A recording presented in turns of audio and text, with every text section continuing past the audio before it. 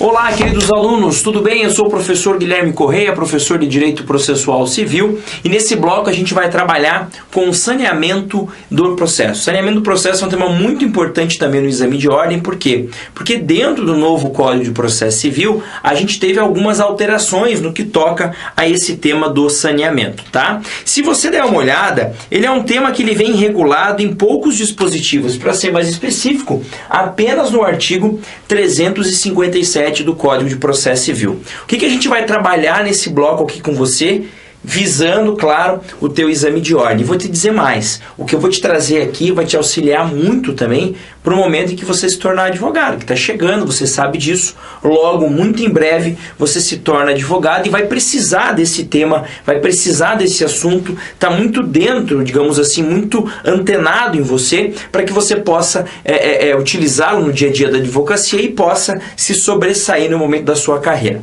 Então, o que é o saneamento do processo? Primeira coisa importante.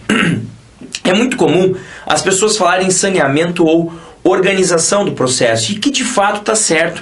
O saneamento não deixa de ser um momento em que o juiz organiza o processo judicial. E por que eu digo isso? Pelo seguinte, quando você pensa numa linha do tempo do processo, você pensa em petição inicial, você pensa em recebimento da inicial, você pensa em citação do réu, você pensa em eventual defesa do réu, em eventual, é claro, audiência de conciliação e mediação, mas caso não tenha essa audiência de conciliação e mediação, ou caso não tenha a conciliação ou mediação, passa-se a defesa do réu, eventual réplica ou impugnação à contestação, e aí tem a produção das provas para depois o juiz sentenciar. Só que é evidente o seguinte, a produção de provas é uma fase muito longa do processo. E você vai ver isso comigo quando estudar provas, tá? Então, nos blocos, são dois blocos que a gente vai trabalhar sobre provas. Um sobre disposições gerais e outro sobre regras específicas de prova.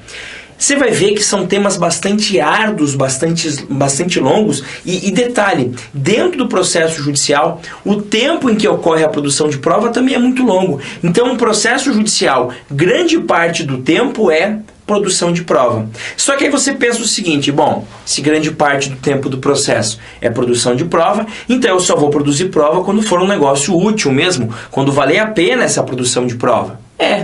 Tá, professor, e o que isso tem a ver com saneamento? Tudo. Porque o juiz, na verdade, na hora de sanear, ele organiza o processo para essa outra fase bastante longa, que é a produção de prova. Ele deixa esse processo redondinho, para que eu produza a prova e não perca tempo com essa produção de prova.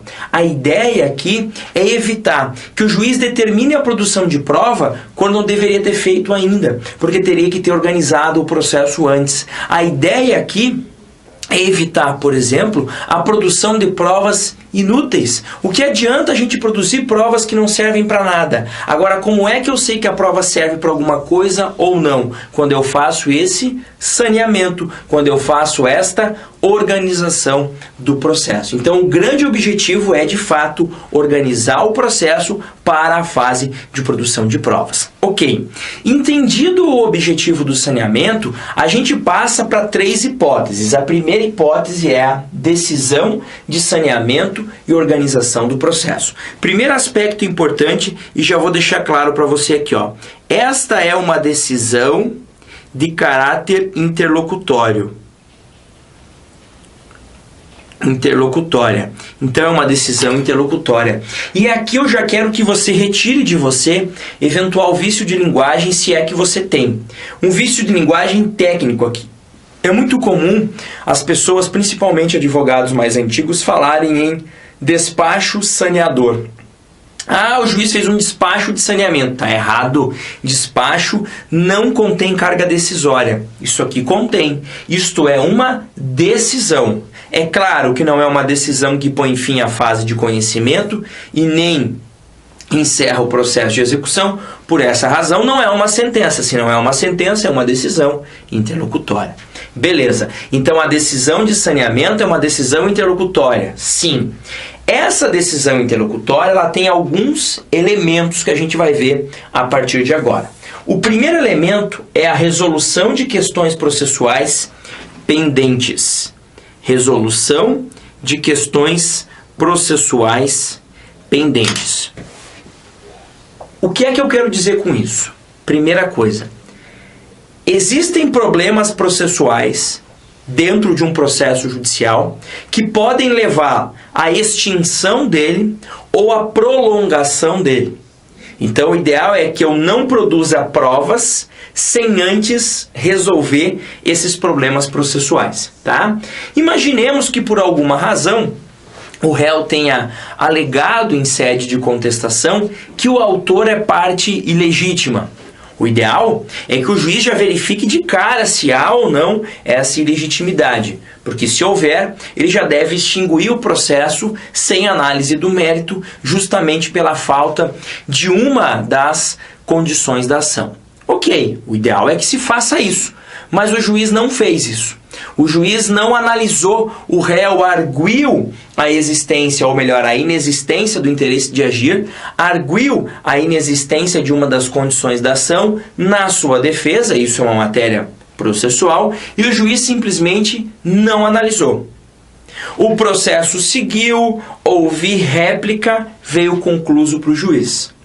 Vejam o perigo. Se o juiz não analisar agora se há condições ou não de extinguir pela ilegitimidade, ele vai produzir prova.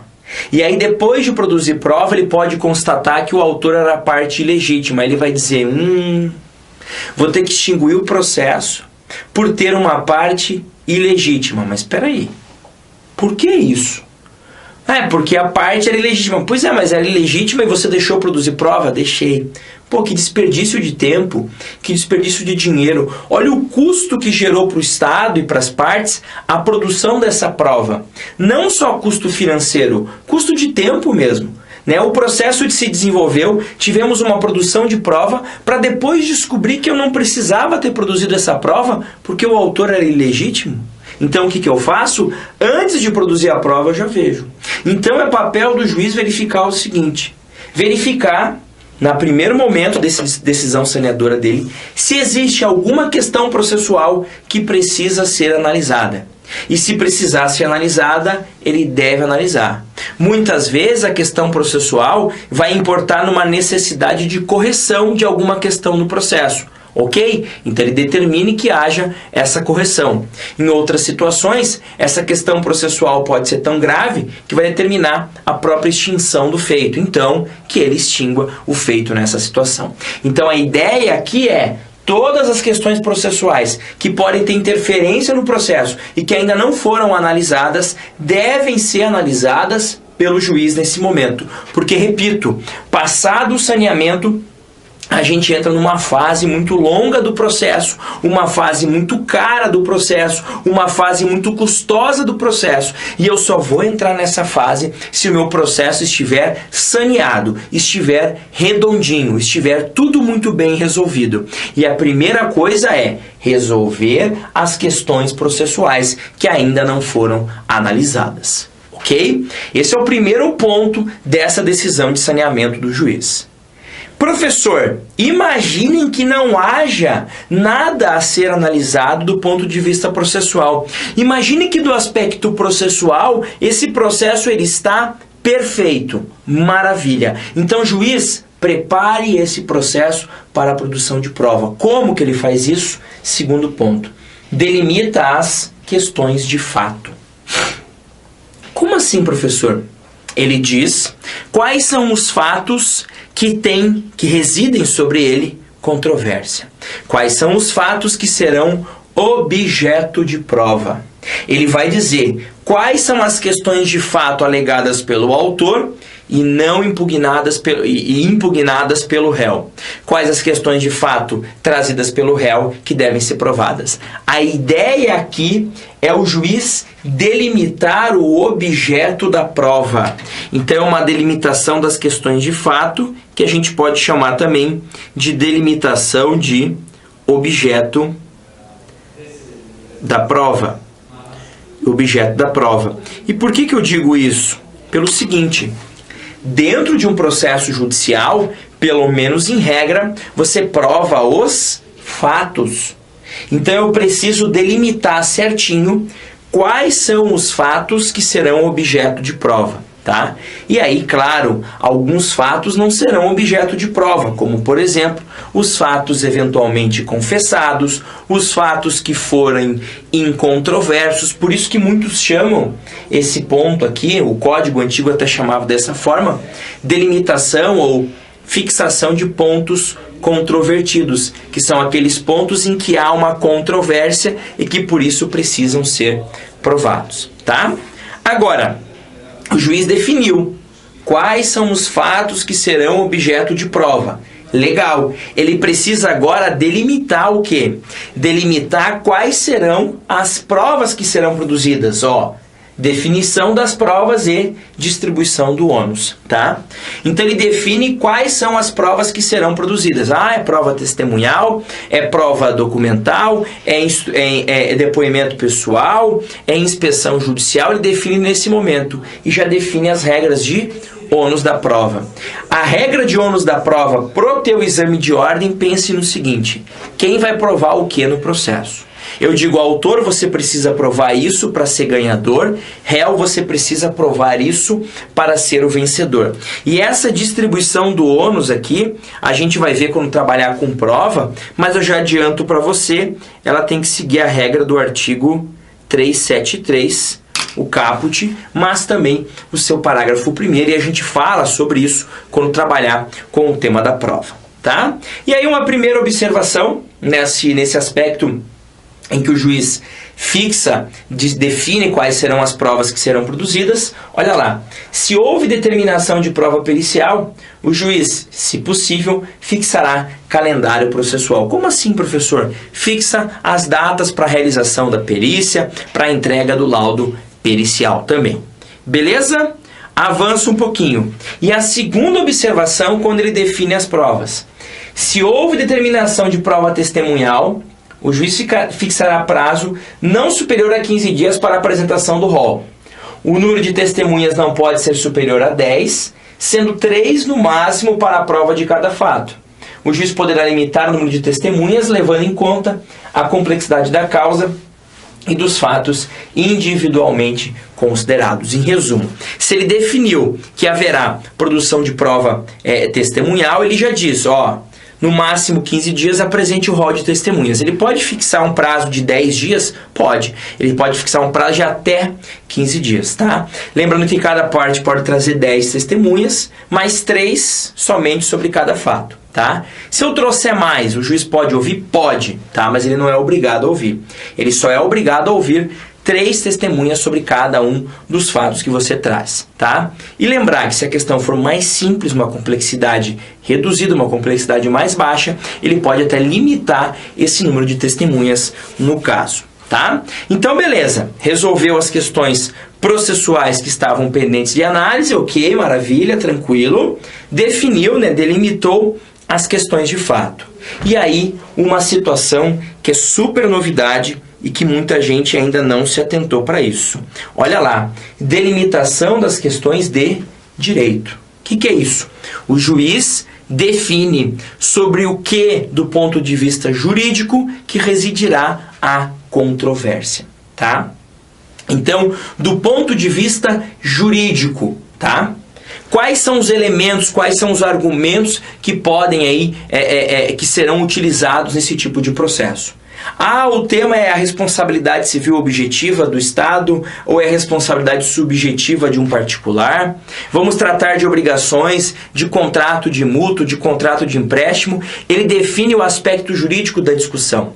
A ideia aqui é a seguinte, é evitar que no momento da sua sentença o juiz utilize argumento jurídico sobre o qual as partes não puderam se manifestar. Então, quando ele delimita aqui as questões de direito, ele está dizendo, olha, a minha decisão vai se pautar sobre esses pontos aqui no aspecto jurídico. Então, é sobre isso que a gente vai discutir no aspecto jurídico, ok? Então, resolveu questão processual pendente, delimitou questão de fato, definiu as provas que serão produzidas, distribuindo o ônus, dizendo o que cada um deve provar, e delimitou as questões de direito. E, por fim, a última coisa que ele faz, designa a audiência de instrução e julgamento, e aqui vamos anotar a seguinte observação: se necessário. É uma condição. Se necessário. E por que eu digo que é uma condição e por que eu digo somente se necessário que ele vai fazer isso? Pelo seguinte: só haverá designação de audiência de instrução e julgamento quando for necessária a produção de prova oral. Se eu precisar produzir prova oral, aí sim, o juiz designa a audiência de instrução e julgamento. Então anota lá para você não esquecer. Se for necessária a produção de prova oral, ele vai designar a audiência de instrução e julgamento. Agora cuidado com o seguinte: professor, quando que há necessidade? Quando tem que produzir prova oral. O que é produzir prova oral? Anota lá. Oitiva das partes, ouvir autor ou ouvir réu, o que a gente chama de depoimento pessoal do autor, depoimento pessoal do réu, tá? Ouvir testemunhas, oitiva de testemunhas, ou oitiva de perito e assistente técnico, tá? Muitas vezes, após a realização da perícia, você tem lá a necessidade de que perito e eventualmente os assistentes técnicos prestem esclarecimentos. Isso pode ser feito por escrito ou pode ser feito em audiência. Se for feito em audiência, o juiz designa a audiência de instrução e julgamento justamente com esta finalidade aí. Beleza? Então ele só vai designar, tá? Só vai designar essa audiência de instrução e julgamento se for necessária a produção de prova oral, tá? E aí, para a gente finalizar essa primeira parte, nós temos 2 pontos finais ali. O primeiro deles eu coloquei: pedido de esclarecimento das partes no prazo de 5 dias. Quer dizer o seguinte: após a realização dessa decisão, o código nos passa a seguinte impressão: essa decisão ela é irrecorrível. E de fato é, salvo se nessa decisão o juiz tomar alguma das medidas do artigo 1015 do Código, tá? Por exemplo, o juiz inverteu o ônus da prova. Eu teria que provar algo, ele disse que eu não preciso mais provar algo e disse que é o réu que tem que provar que isso não aconteceu. Ele modificou o ônus da prova. Nessa circunstância, ela é uma decisão que, nos termos do artigo 1015 do Código, é uma decisão passível de agravo de instrumento, tá? Agora, as decisões dadas nessa decisão saneadora, dentro dela, que não estiverem no rol do 1015 do Código, não comportam recurso de agravo de instrumento e não comportam nenhum tipo de recurso, mas tão somente um pedido de esclarecimentos. É como se fosse, entre aspas, um embargo de declaração aqui, mas não é esse o nome que a lei dá. Mas vejam que o prazo é até o mesmo. É um pedido para esclarecer algum ponto que não ficou legal no saneamento. E após isso, e aí a segunda observação que eu coloco ali, a decisão se torna estável, né? E aí ocorre o fenômeno da estabilização dessa decisão judicial. Ok? Tranquilo? Então, repetindo o que eu disse. Feita essa decisão, as partes têm condições, num prazo comum de 5 dias, de solicitarem esclarecimentos ao juiz. Passado esse prazo, a decisão se torna estável, tá? Agora, lembrar que se dentro dessa decisão de saneamento houver conteúdo, houver uma decisão lá do artigo 1015 do Código, que a gente vai trabalhar quando a gente estudar o tema do agravo de instrumento, nessa circunstância aí vai caber recurso de agravo de instrumento dessa decisão que está no rol do 1015. Beleza? Então a primeira coisa, a mais comum de acontecer é que a gente acabou de ver, uma decisão de saneamento feita pelo juiz em seu gabinete, em seu local de trabalho. Uma segunda possibilidade que a gente tem, e aí é uma novidade, tá? Vamos colocar aqui, ó. Eu vou indicar que é CPC 15, por quê? Porque isso não existia no Código Revogado. É o que a gente chama, é o que a doutrina vem chamando de saneamento consensual. Tá? O saneamento consensual é uma das novidades aí do Código de Processo Civil de 2015. Olha lá o que nós temos nesse tal do saneamento consensual. As partes podem apresentar ao juiz, para homologação, delimitação consensual das questões de fato e de direito, a qual, se homologada, vincula as partes e o juiz, tá? Então, gente, na verdade, é uma delimitação consensual de parte do saneamento. Pois a distribuição do ônus da prova continua sendo o juiz que faz, a designação de audiência de instrução e julgamento continua sendo o juiz que faz, o deferimento ou indeferimento da prova continua sendo o juiz que faz. Aqui, as partes apenas apresentam para o juiz os aspectos controvertidos do ponto de vista fático e os aspectos controvertidos do ponto de vista jurídico. Ou seja, eles auxiliam o magistrado nesse saneamento. Então o juiz teria que fazer um monte de coisa sozinho. Aqui eles dizem, não, juiz, as questões fáticas e jurídicas são essas. Nós dois entramos num consenso e estamos apresentando a Vossa Excelência. Se o senhor concordar, o senhor homologa. Se homologou, vinculou. É sobre esses fatos e sobre essa questão jurídica que reside a controvérsia. É sobre esses fatos que o senhor vai ter que definir quais serão as provas produzidas e definir as regras de distribuição desse ônus de prova, tá? Então, cuidado. O saneamento consensual, que está sendo chamado assim pela doutrina, eu até gosto de colocar entre aspas. Por quê? Porque não é todo o saneamento que é feito de forma consensual. A resolução de questão processual continua sendo feita exclusivamente pelo juiz. Na verdade, uma parte ou duas partes, duas parcelas desse saneamento, as partes podem em conjunto fazer e levar ao juiz. Só que detalhe, o juiz precisa, olha lá, homologar. Se o juiz não homologa, o juiz vai fazer por conta, vai dizer, não aceito. Vocês estão dizendo que essas são as questões fáticas? Mentira! Esses fatos aqui já estão todos provados nos autos, não há necessidade de discutir mais isso. Esses fatos são fatos, por exemplo, confessados pelo réu, não há por que incidir a prova sobre isso, tá? É claro que normalmente o juiz acaba aceitando essa homologação, porque as partes, como é consensual, acabam fazendo um saneamento de forma correta nesse aspecto, delimitando de forma muito clara quais são as questões fáticas, principalmente, e as jurídicas. Se o juiz entender que não está ok, ele vai dizer que não, ou até, eventualmente, apesar da lei não prever, ele pode sugerir e dizer, olha, na verdade, é interessante incluir um fato ou retirar um fato. Se todo mundo concordar, homologa-se aquilo e não se discute mais isso. Estabiliza-se essa parte da decisão e o juiz vai fazer o quê? Vai simplesmente tomar as demais medidas para o saneamento do processo. Beleza?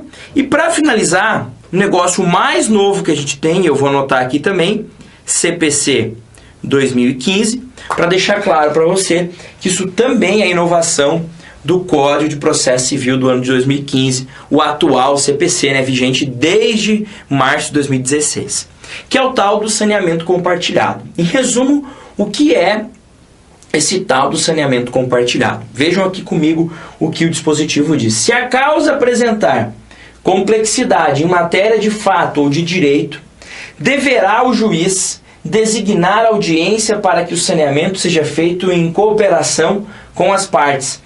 Oportunidade em que o juiz, se for o caso, convidará as partes a integrar ou esclarecer suas alegações, tá? A ideia aqui é o juiz falar, tá muito difícil esse caso aqui.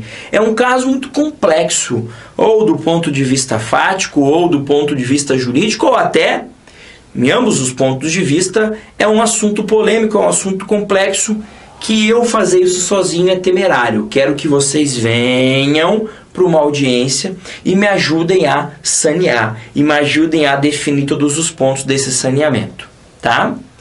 Isso é comum acontecer? Ainda não, é muito cedo para a gente dizer se isso é comum ou não, mas é natural que demore um pouco a pegar, digamos assim, essa regra. Primeiro, porque você vai ter que contar com um juiz que reconheça que algumas causas de fato são complexas e que ele precise desse auxílio das partes. Segundo, você vai ter que ter uma estrutura interessante para isso, principalmente em pauta de audiência, porque não é razoável que a gente fique esperando um século para o juiz marcar essa audiência só porque ele quer fazer o saneamento compartilhado, tá? E terceiro ponto é justamente o tempo que isso pode levar. Muitos magistrados vão dizer o seguinte, olha, muito mais rápido eu sanear no meu gabinete, ainda que a questão seja complexa, eu sento, estudo, do que eu chamar as partes e a gente ficar discutindo. Por quê? Eu já tenho duas partes em polos adversos da demanda. Então, duas partes que estão em situação de conflito. A tendência é que uma não concorde com a outra. E para que esse saneamento seja legal, todo mundo deve concordar sobre tudo. Então eu que vou ter que dar a última palavra se eles não concordarem. Bom, se é para eu dar a última palavra na audiência, eu já preferiria fazer isso por meio de uma decisão no meu próprio gabinete, tá? Mas ainda que se faça aqui, vai ser uma decisão judicial, tá? Porque, só que claro, compartilhado, em cooperação com as partes. E ele diz, né, que as partes podem esclarecer ou integrar suas alegações. Quer dizer o quê? As partes podem, quem sabe, trazer novos fatos, novas alegações aqui para auxiliar. Lembre que a alteração do pedido ou da causa de pedir é possível até o saneamento do processo, mas sempre com a concordância do réu, tá? Então, ainda não foi feito o saneamento. Se o réu concordar aqui, o autor pode trazer novos fatos até esse momento aqui. Beleza?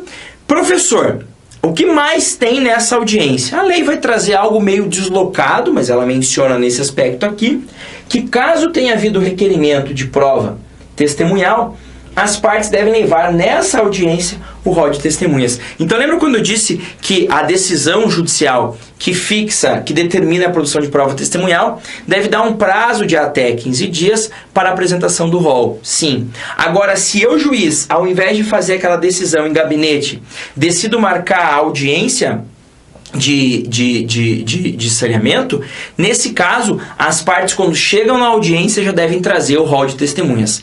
É um pouco estranho, professor, porque o juiz ainda não deferiu essa prova, concordo com você. É muito estranho. O juiz ainda não disse que aceitou a prova testemunhal.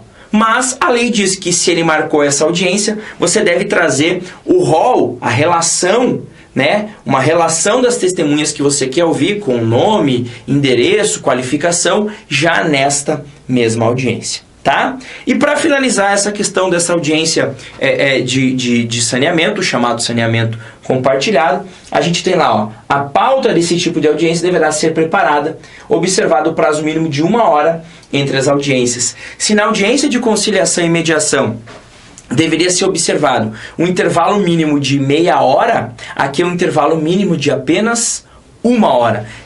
Quer dizer, apenas 1 hora não, de mais do que meia hora, né? De 1 hora. Em resumo, eu marquei uma audiência de saneamento à 1 da tarde, às 13 horas, eu posso marcar outra 14 ou um pouco mais para frente, não antes de 14 horas. Justamente para evitar que o atraso na audiência acabe atrasando o compromisso dos advogados que atuem ali no foro naquele caso. Beleza? Então eram essas as lições, as observações que eu tinha a passar para você sobre o saneamento do processo. Continue estudando, te aguardo aí num próximo bloco. Um grande abraço e até mais.